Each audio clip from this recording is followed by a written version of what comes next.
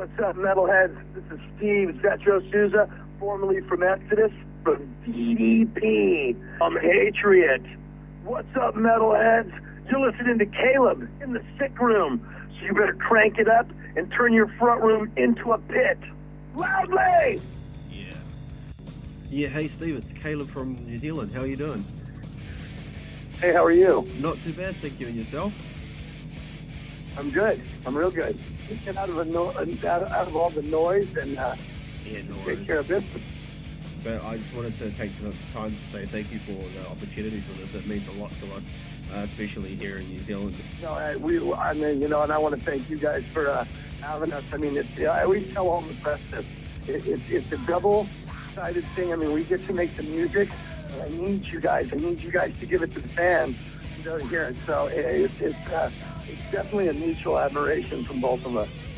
Believe me, I'm very humble when it comes to this stuff, and I do every interview that gets set up for me to do because to me the press is very important, and I want the fans to hear my music. So it's just very important for me. Absolutely. So again, thank you, my friend. No, thank you. Is this your first sort of encounter with the New Zealand radio show? Yeah, this is the first encounter with New Zealand. I think I did something with Exodus back in when we did Temple of the Damned, but recently, even Dublin Death Patrol stuff, this would definitely be the first interview I've done with New Zealand radio. You guys have a huge following down here, especially with Dublin Death Patrol, and Exodus as well.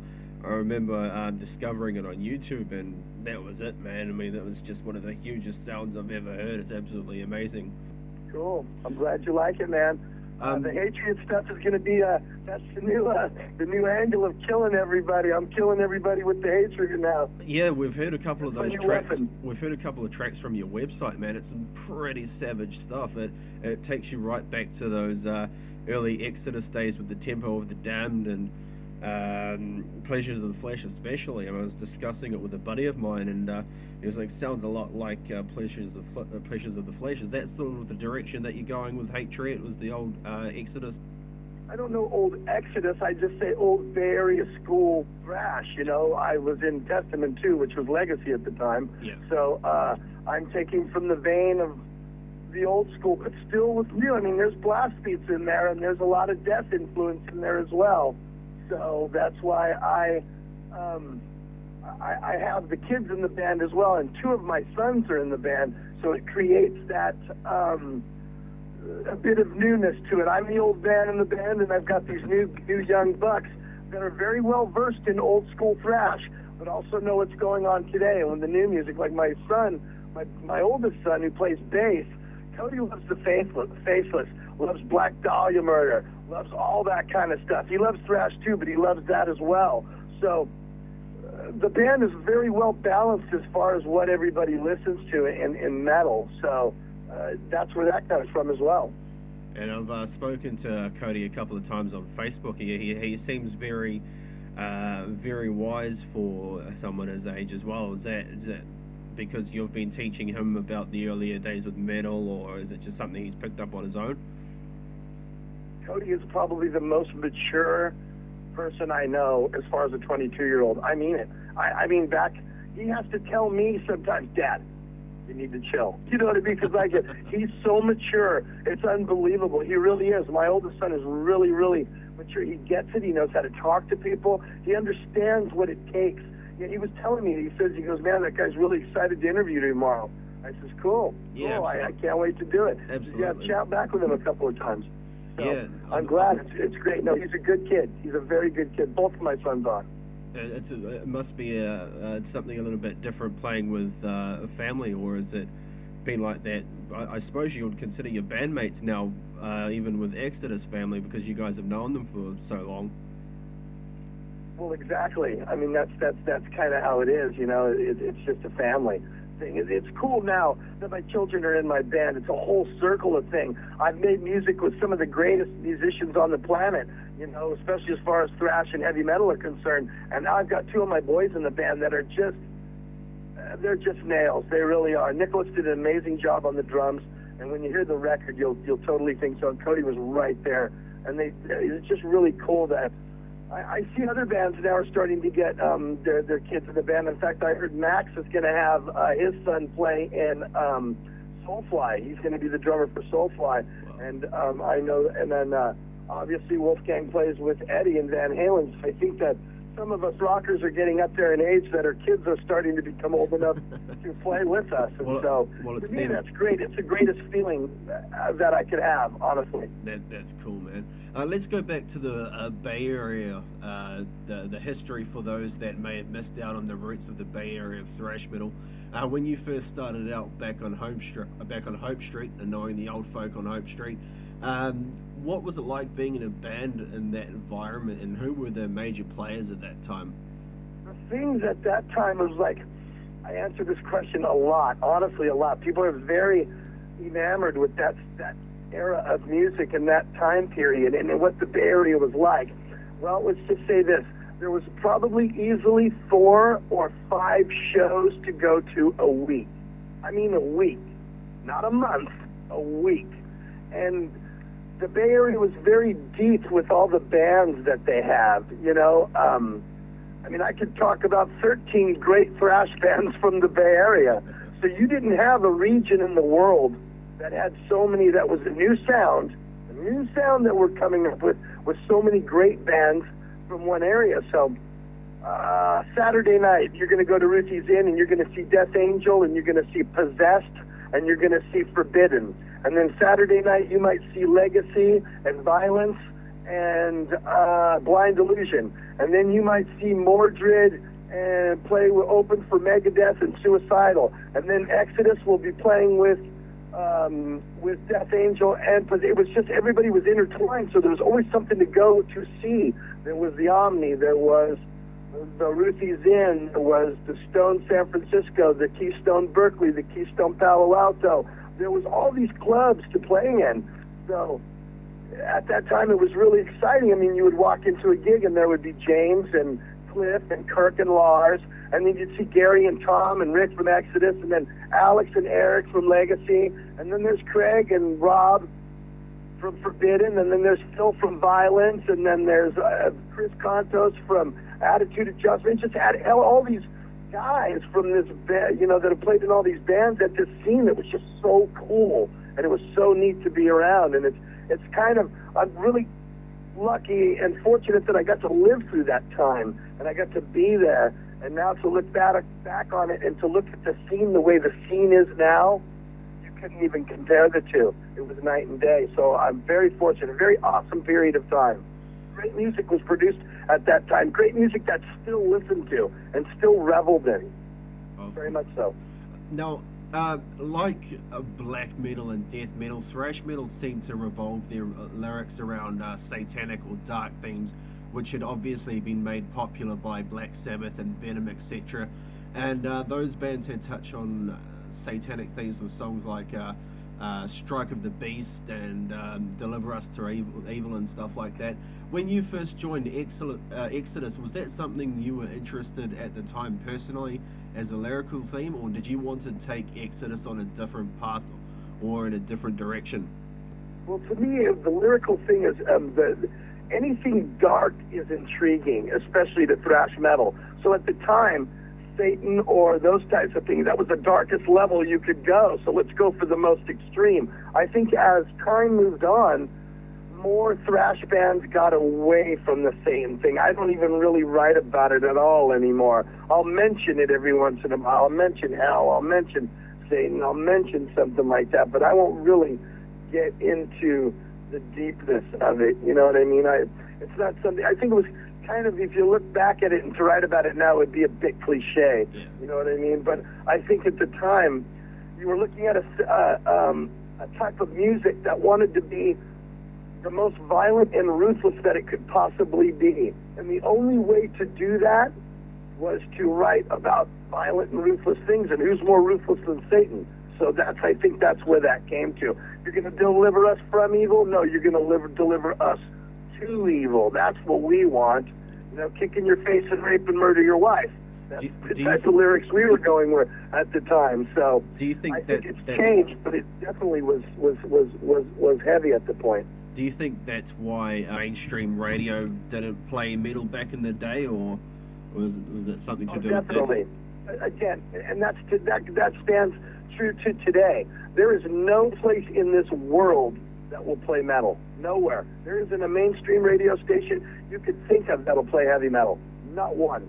You know, metal is loved by the fans that love it. That's why 30 years later I can still put out a band and people will still think that it's relevant, you know, because they love it. They're not like, oh man, this is a good quote, and I heard Rob Zombie say this. Nobody ever said, oh, I was listening to Slayer last summer, now I'm not into them anymore. That's never been the case, you know what I mean? If you're into metal, metal is your deal. You fight for it, and when they actually show a sniglet of it on television or something, you stand proud because, hey, that's me, I am that, you know. And so you're not quick to throw it away. You're not quick to go into some other thing. That's why our fans are the most loyal of any type of music anywhere in the world. Now, Exodus suffered a series of setbacks, which ultimately kept the band at a second tier level. Firstly, with Kirk Hammett being picked up by Metallica, and then Paul Baloff leaving. In your opinion, do you think Exodus never got the credit it deserves because of those particular circumstances, especially with Kirk Hammett being out of the band? I don't know if that would make a difference, because you got to remember, if Kirk Hammett was never out of the band, you wouldn't know him to be as Kirk Hammett. The only reason you know him is because he's in Metallica. What if it was Gary Holt that got pulled in? You'd be saying the same thing about Gary Holt.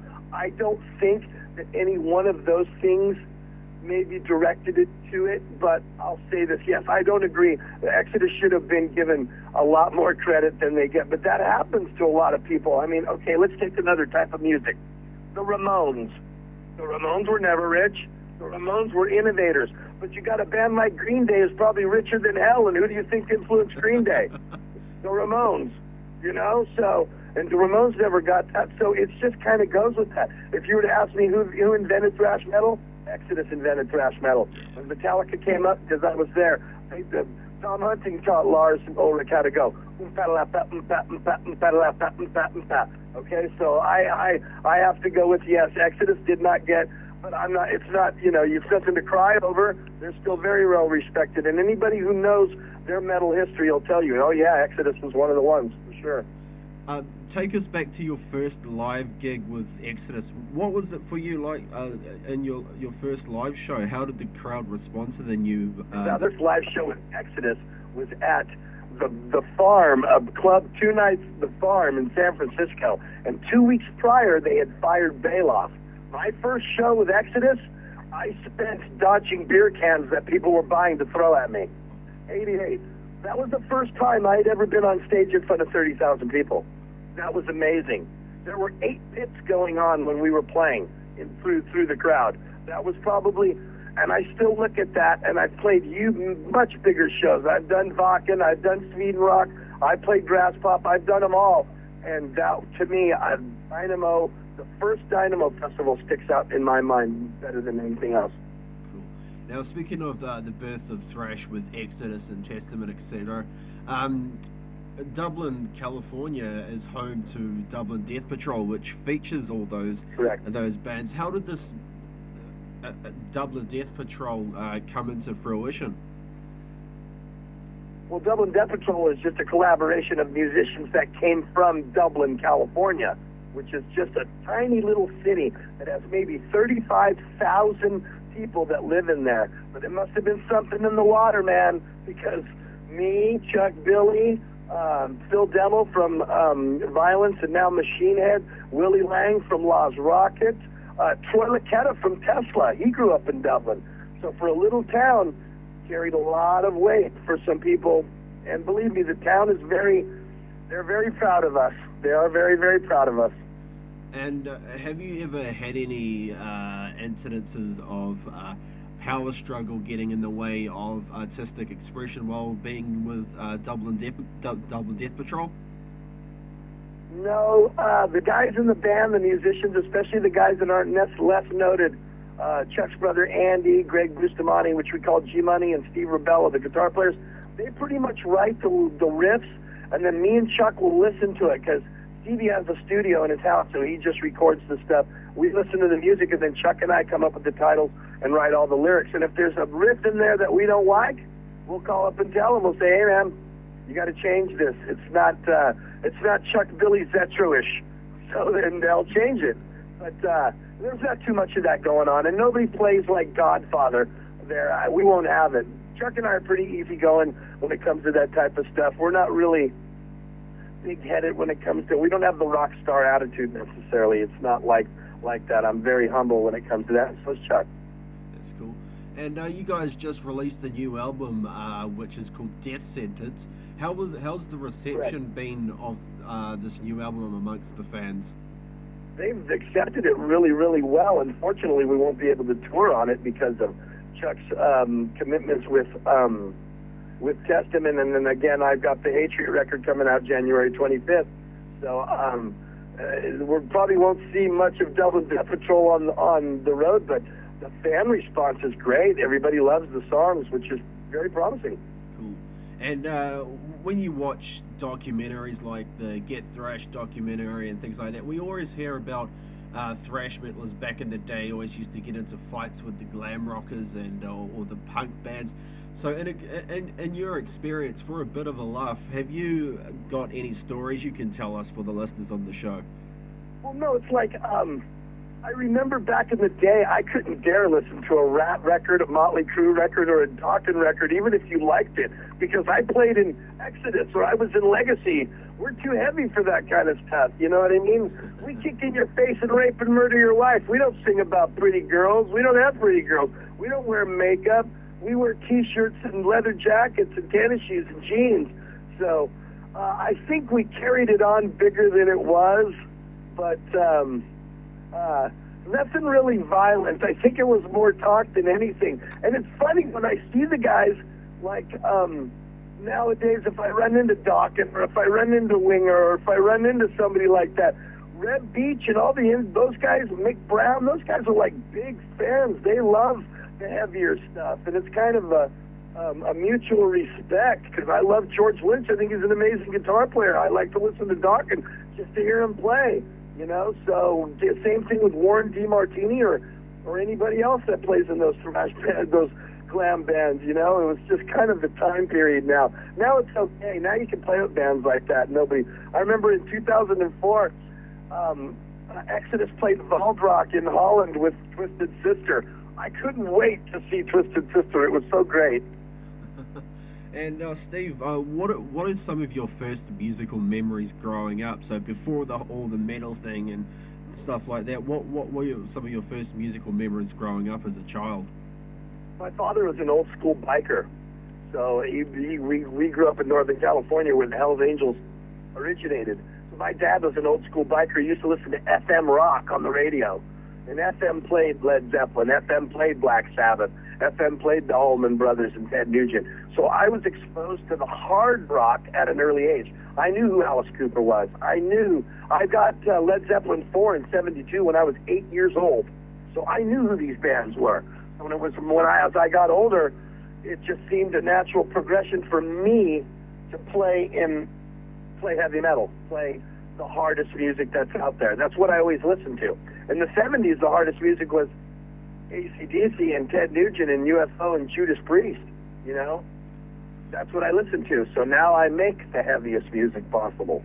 And your vocals have also been compared to that of Bon Scott from AC/DC. If you were ever offered the position of taking over AC/DC, would you do it? Are you kidding me? That's why I do this. In a second. I actually have my own AC/DC tribute band. I play in a band called ACDZ for Zetro. And I have Will Carroll from Death Angel as my drummer. And we actually have a show December 15th with a Black Sabbath cover, a King Diamond cover, and a Sepultura cover. And we play, and I love it. I only do the Bon Scott era. Yes, I would take it in a minute. I want that job. In fact, if you guys can do anything, get it out there. Zetro wants to be in... Brian's too old. He's going to be old. Come on. We need a new guy. I'm young. I'm 48. I can make it. This is my push. The older the fiddler, the sweeter the tune, eh? Hey, exactly. Exactly. You're, of course, this big thrash legend, having been a member of Legacy and then Exodus, both highly revered and influential bands. How does it feel to have influenced the current generation of thrash bands? That's the greatest influence that you can get. Some guy came to me after I did the Tenet record. I don't know if you've ever, I did an album with Chet Simon and the guys from Strapping Young Lad and Glenn Alvarez, and the band was called Tenet. And I didn't write any of the lyrics on that album. I just sang on the record. And a fan came up to me and said, "You didn't write anything on there, did you, Zetro?" And I go, "Ironically, I didn't." He goes, "I knew that. I know your writing style, and I could just tell you didn't write any lyrics on that." And I thought, to me, that was a great compliment, that this guy was so deep in what I had done, he knew that I didn't write anything on the record. So I'm very happy with my success. I'm very content with my success, and it makes me pleased and proud that fans listen to me, and I'm influencing new heavy metal musicians. It definitely makes me feel great. And just while we're on the phone, Steve, I was wondering if we could trouble you for a quick radio ID for us while we're here. Sure, no problem. What's the radio station called? My radio show is called The Sick Room, and I was just wondering if you could include Exodus, Dublin Death Patrol, and Hatriot in your tag as well. Okay, so I can do 3 separate ones for you if you'd like. Yep, that'll be great. Go for it. Okay, and your name is? Caleb. Caleb. That's right. Yep. Caleb. Okay. Yep. Caleb. And it's sick room. The Sick Room. That's right. Yep. The Sick Room. Okay. What's up, metalheads? This is Steve Zetro Souza, formerly from Exodus, and you're listening to Caleb in the Sick Room. So start a pit in your room right now and turn it up loud. How's that? Great. Thanks for that, kid. Okay. What's up, metalheads? This is Steve Zetro Souza from DDP, and you're listening to Caleb in the Sick Room. So crank it up loud, metalheads. Great. How about that? That's one more. Awesome. Keep going. I'll give you one more for Hatriot. Yeah. This is Steve Zetro Souza from Hatriot. What's up, metalheads? You're listening to Caleb in the Sick Room. So you better crank it up and turn your front room into a pit. Loudly! Yeah. And we'll close this interview off with another plug for Hatriot. So what can we expect musically in the form of your next album, which will be released next year? Is that correct? January 25th, worldwide. Cool. And what can we expect musically from this next endeavor of yours?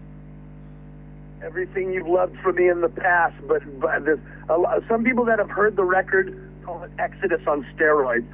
So you're going to expect just full-on assault for your ears, complete thrash. That's what Zetro does from top to bottom. And I'm going to tell you, this record has 10 songs on it, 10 killers, no fillers. Every song is a hit. You'll love it. Believe me, you're going to love it, my friend. Cool. Looking forward to hearing it, and we'll definitely promote it down here and hopefully be able to get Hatriot down in New Zealand at least. Hey, man, I'm telling you, world fucking tour, and New Zealand is in my stops. I'm trying to. I'm going to be pulling for that. I want to get there and see you guys, man. Well, believe me. Well, we'll keep in touch with us, man, because I've got a lot of contacts, and we're looking at bringing Anvil over next year as well, and we've got a touring agency in Australia that brings bands over to Australia and New Zealand, so maybe we can sort something out there. Great. We're on that. Keep in touch with my publicist, Chuck, who set this up. Yeah, definitely. He also does my helps with my management, and we're in tune to everybody and everything that anybody's doing with us. So if you, it's not like we do one and done and forget you. You call back, we'll do another interview with you. We'll get my sons on next time. We'll get that'll be awesome. Some of the guitar players. We'll get you some. We'll make it. Fucking who wants to listen to my old ass spout off anymore? We'll get some of the kids in here to talk to you, because it's all very, very important. So if anything, when the album comes out and you want to talk to us again, you got something you want to get a hold of us, we'll make sure it happens. It'll be awesome to have your sons on with you as well. Like I said, Cody's a friend of ours as well, so it'll be great to have you guys on, and especially looking forward to. He called me this morning and says, "Hey man, Dad, you're doing an interview with this guy. He's very excited.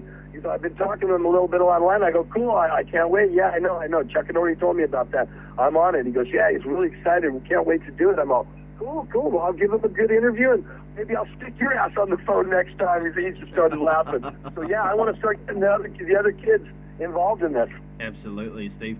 Well, have you got any last words you'd like to say for the listeners of the Sick Room and New Zealand? To all you metalheads, thank you for all the years of support for all my endeavors and everything I've done. And you are the reason why I do this, man. That your reaction in the crowd, your reaction online, the things I feed, I read it all and I see it all and I love it. And I can't wait to get down to New Zealand and kick your ass. And look out for Hatriot, Heroes of Origin, January 25th. It will kick you in the face. Cool. All right, Steve, well, it's been an absolute pleasure, and thank you for being on the Sick Room, and I'm sure we'll build a new friendship and talk again soon. Very much so, Caleb. Thank you. It's Visit the Sick Room. Love you guys, man. Love you guys. All right, much respect, Steve. Thanks. Have a great weekend. Thank you. You too, mate. Thanks. Bye.